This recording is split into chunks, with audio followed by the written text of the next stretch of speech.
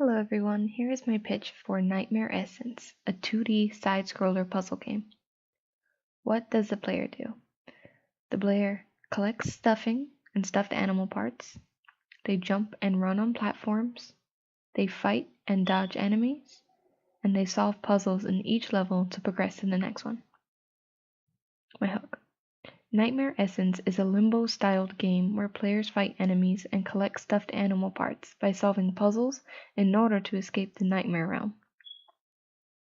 Decision, gameplay, and goals. Players play as a female character named Absinthe, who is stuck in her nightmares. In order to escape, the player must go through multiple levels with a variety of puzzles, such as finding a switch to open a door in order to progress to the next level. The player must collect stuffing and pieces of her stuffed animal within each level in order to complete the main objective.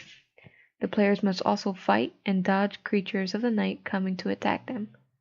The player's main goal is to survive each level and collect all 10 pieces of the main character's stuffed animal in order to escape the nightmare realm. And enemies. The player makes a decision on which passages to take in certain levels that give more than one option. The player also makes decisions on whether or not to fight or dodge enemies that come to attack. The antagonizing forces, or the enemies, that are going against the player are nightmare monster AIs, as well as weapons that try and stop the player from proceeding to the next level. The viewing perspective. The Nightmare Essence has a viewing perspective of a 2D side-scroller. A related game that is similar to Nightmare Essence is Limbo. The difference between this game and Limbo is that Limbo has less action. In Limbo, you run and wander around the levels. In Nightmare Essence, you have to fight your way through levels and puzzles in order to collect important items needed for the main goal. Limbo doesn't have the smaller objectives like collecting pieces of a bear to complete the main goal.